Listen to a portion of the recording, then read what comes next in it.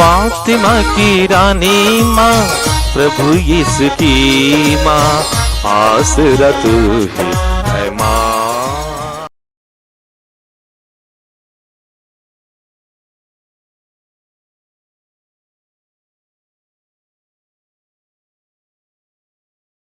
पहला पाठ निर्गमन ग्रंथ अध्याय 1 पद संख्याएं 8 से 14 और 22 तक।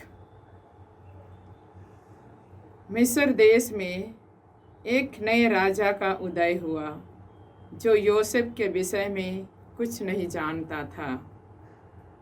उसने अपनी प्रजा से कहा, सुनो, ये इस्राएली संख्या और शक्ति में हमसे अधिक हो गए हैं। हमें ऐसा उपाय सोच निकालना चाहिए जिससे इनकी संख्या न बढ़ने पाए। कहीं ऐसा ना हो कि युद्ध छिड़ने पर ये हमारे शत्रुओं का साथ दें और हमारे विरुद्ध लड़ने के बाद देश से निकल भागें। उन्होंने इस्राएलियों पर ऐसे अधिकारियों को नियुक्त किया जो उन्हें बेगार में लगाकर उनका दमन करें। इस्राएलियों ने इस प्रकार फिरौन के लिए पीतोम और रामसेस नामक गोदाम वाले नगर बनाए, किंतु उन पर जितना अधिक अत्याचार किया जाता था उतना ही अधिक वे संख्या में बढ़ते और फैलते जाते थे। इस कारण मिस्री उनसे डरने लगे। उन्होंने इस्राएलियों को बेगार में लगाया और उनसे कठोर परिश्रम कराकर उनका जीवन कड़वा बना दिया। उन्होंने गारा और ईंट बनाने और खेत में हर प्रकार का काम करने के लिए उन्हें बाध्य किया। इसके बाद फिरौन ने अपनी समस्त प्रजा को यह आदेश दिया कि वह प्रत्येक नवजात इब्रानी लड़के को नील नदी में फेंक दें, किंतु सब लड़कियों को जीवित रहने दें। प्रभु की वाणी। ईश्वर को धन्यवाद। वचन अनुवाक्य। प्रभु का नाम ही हमारा सहारा है। प्रभु का नाम ही हमारा सहारा है। यदि प्रभु ने हमारा साथ नहीं दिया होता, इस्राएल यह दोहराए, यदि प्रभु ने हमारा साथ नहीं दिया होता, तो जब लोगों ने हम पर चढ़ाई की और हम पर उनका क्रोध भड़का, तब वे हमें जीवित ही निगल गए होते। अनुवाक्य। प्रभु का नाम ही हमारा सहारा है। प्रभु का नाम ही हमारा सहारा है। बाढ़ हमें डुबा ले गई होती, जलधारा ने हमें बहा दिया होता और चारों ओर उमड़ती लहरों में डूबकर मर गए होते। धन्य है प्रभु, उसने हमें बचाया और हम उनके दांतों से निकल गए। अनुवाक्य। प्रभु का नाम ही हमारा सहारा है। प्रभु का नाम ही हमारा सहारा है। हमारी आत्मा पक्षी की तरह बहेलिए के फंदे से निकल गई है। देखो, फंदा टूट गया है और हम बच गए।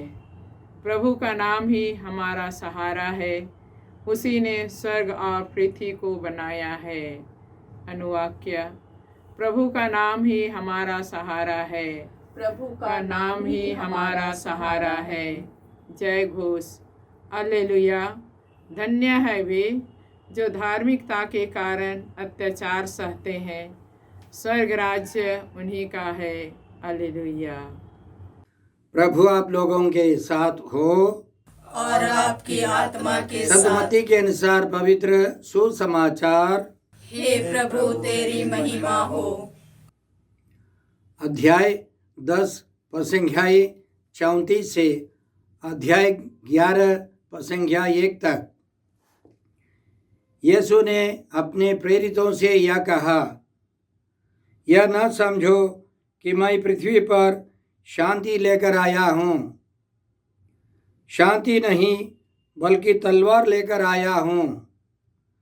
मैं पुत्र और पिता में, पुत्री और माता में, बहू और सास में फूट डालने आया हूँ। मनुष्य के घर वाले ही उसके शत्रु बन जाएंगे। जो अपने पिता या अपनी माता को मुझसे अधिक प्यार करता है वह मेरे योग्य नहीं। जो अपने पुत्र या पुत्री को मुझसे अधिक प्यार करता है वह मेरे योग्य नहीं। जो अपना क्रूस उठाकर मेरा अनुसरण नहीं करता वह मेरे योग्य नहीं। जिसने अपना जीवन सुरक्षित रखा है वह उसे खो देगा, और जिसने मेरे कारण अपना जीवन खो दिया है वह उसे सुरक्षित रख सकेगा। जो तुम्हारा स्वागत करता है वह मेरा स्वागत करता है, और जो मेरा स्वागत करता है वह उसका स्वागत करता है जिसने मुझे भेजा है। जो नबी का इसलिए स्वागत करता है कि वह नबी है वह नबी का पुरस्कार पाएगा, और जो धर्मी का इसलिए स्वागत करता है कि वह धर्मी है वह धर्मी का पुरस्कार पाएगा। जो कोई इन छोटों में से किसी एक को एक प्याला ठंडा पानी भर इसलिए पिला दे कि वह मेरा शिष्य है, तो मैं तुम्हें विश्वास दिलाता हूँ कि वह अपने पुरस्कार से वंचित नहीं रहेगा। अपने 12 शिष्यों को ये अनुदेश देने के बाद यीशु यहूदियों के नगरों में शिक्षा देने और सुसमाचार का प्रचार करने वहाँ से चल दिए। प्रभु का सुसमाचार। हे क्रिस्त तेरी स्तुति जय हो। यीशु क्रिस्त में प्रिय भाई और बहनों, आज का पहला पाठ निर्गमन ग्रंथ से है। अध्याय 1 पद संख्याएं 8 से 14 तक और फिर 22।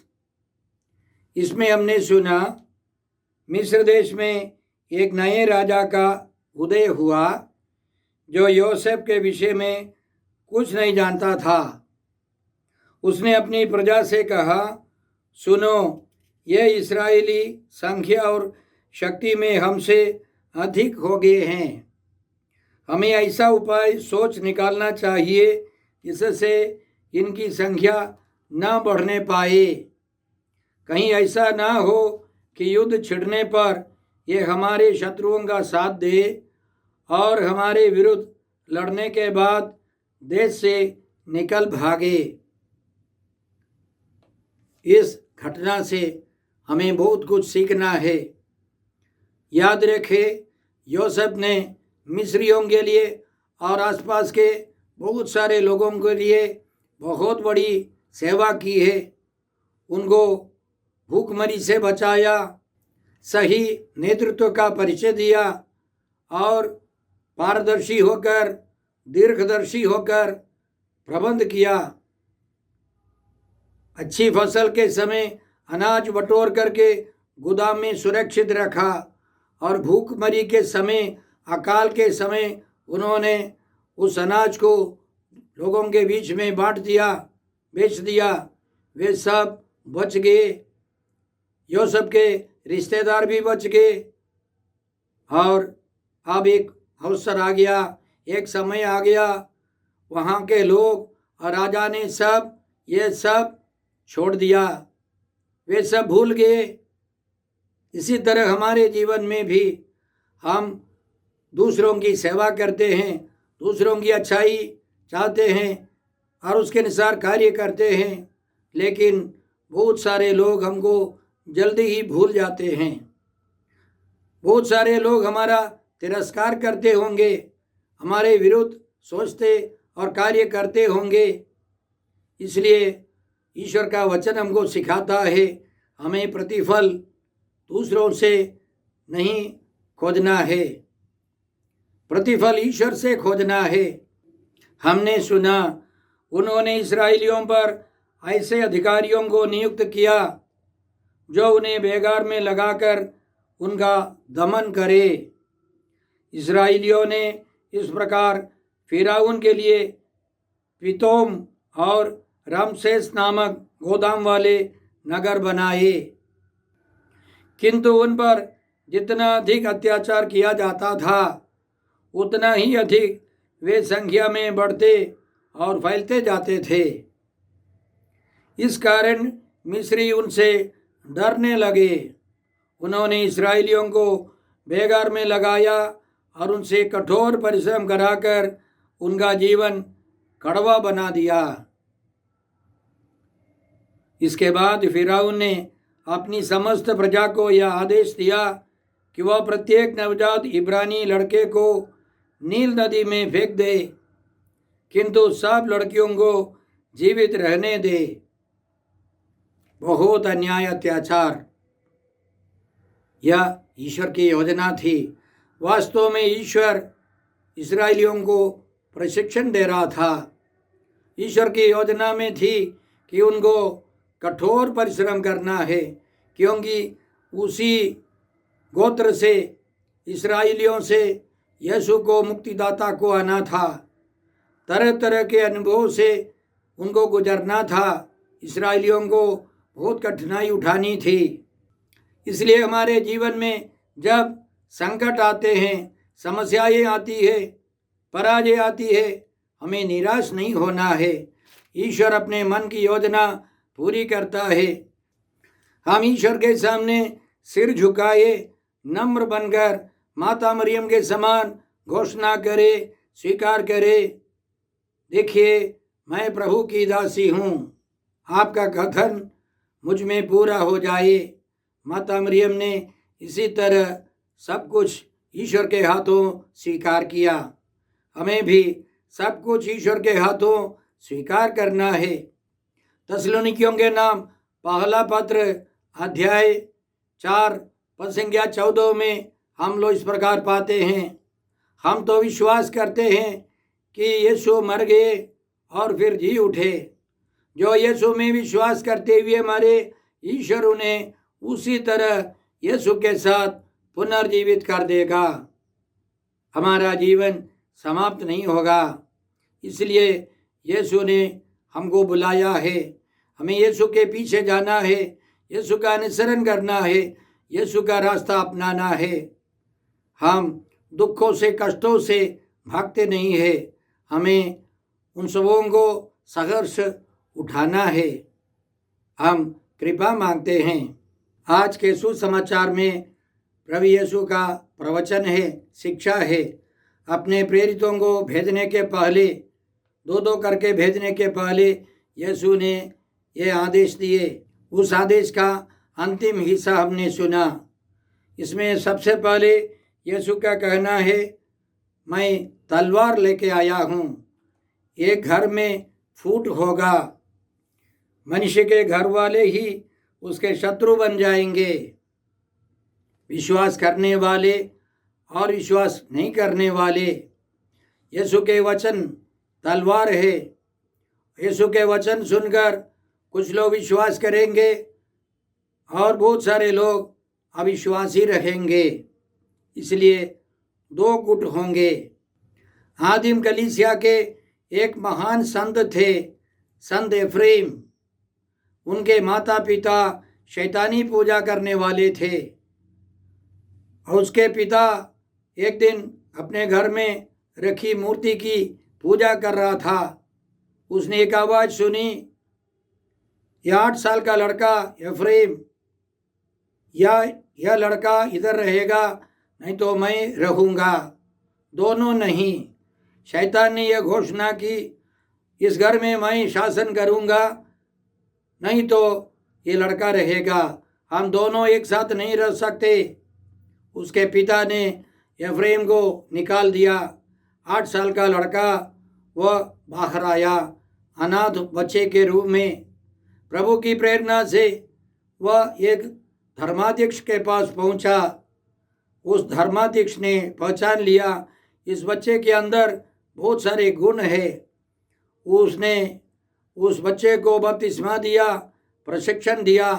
आगे चलकर संत एफ्रेम ने महान कार्य किए हैं। पूरी बाइबल कविता के रूप में लिखना शुरू किया, उन्होंने लिख डाला। संत मार्कुस के सुसमाचार की टिप्पणी लिखी और आजकल हम लोग मानते हैं वे पवित्र आत्मा के सितारे हैं, पवित्र आत्मा के कवि हैं, महान संत है।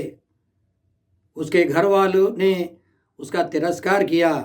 उन्होंने प्रभु यीशु को चुना, प्रभु यीशु के लिए कार्य किए।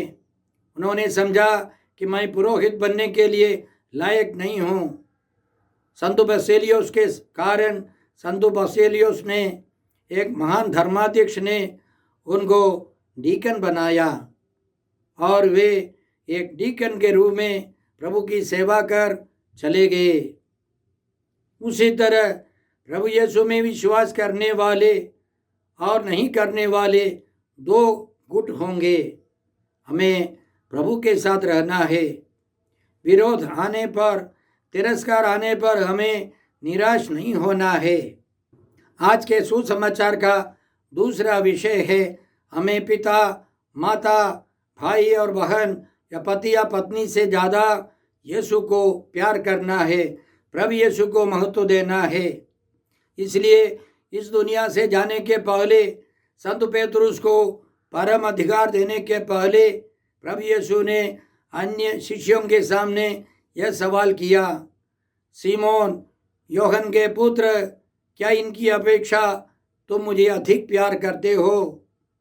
तो पेतरुस ने उनको उत्तर दिया, जी हाँ प्रभु, आप जानते हैं मैं आपको प्यार करता हूँ। यीशु ने सीमोन पेतरुस से कहा, मेरे मेमनों को चरावो। इसी तरह यीशु ने 3 बार सवाल किए। तीनों बार संत पेतरुस ने सबों के सामने घोषणा की, प्रभु आप सब कुछ जानते हैं, मैं आपको प्यार करता हूँ, इन सबों से ज़्यादा प्यार करता हूँ। इसलिए प्रभु यीशु ने कलीसिया का सबसे बड़ा अधिकार, परम अधिकार पेतरुस को दिया है। जो इस दुनिया में माता पिता को यीशु से ज़्यादा प्यार करते हैं या बाल बच्चों को, पति या पत्नी को ज़्यादा प्यार करते हैं, वे सब यीशु के लिए लायक नहीं है। प्रभु यीशु यह भी हमको समझाते हैं, जो तुम्हारा स्वागत करता है वह मेरा स्वागत करता है, और जो मेरा स्वागत करता है वह उसका स्वागत करता है जिसने मुझे भेजा है। तो हम पिता ईश्वर, यीशु, पवित्र आत्मा और हम सब मिलकर एक मिशनरी कार्य करते हैं, ईश्वर के राज्य को फैलाते हैं। यह हम सब मिलकर के हमें करना है, यह हमारा कर्तव्य है। आज के सुसमाचार में प्रभु यीशु का अंतिम वादा है, जो कोई इन छोटों में से किसी एक को एक प्याला ठंडा पानी इसलिए पिला दे कि वह मेरा शिष्य है, तो मैं तुम्हें विश्वास दिलाता हूँ कि वह अपने पुरस्कार से वंचित नहीं रहेगा। एक गिलास ठंडा पानी, लेकिन प्यार से पिलाना है। यीशु के प्रेम से प्रेरित होकर, यीशु के शिष्य समझकर उनको पिलाना है। यीशु यह हमको समझाते हैं कि हमारे जीवन में जो पूजन पद्धति है, जो लिटर्जी है, केवल गिरजा के अंदर नहीं है। कैथोलिक चर्च की धर्म शिक्षा 1070 नंबर में कलीसिया हमको इसी तरह समझाती है कि प्रभु यीशु महापुरोहित है, महापुरोहित है। वे बलि चढ़ाते हैं और वे नबी भी हैं, उनको सुसमाचार सुनाना है।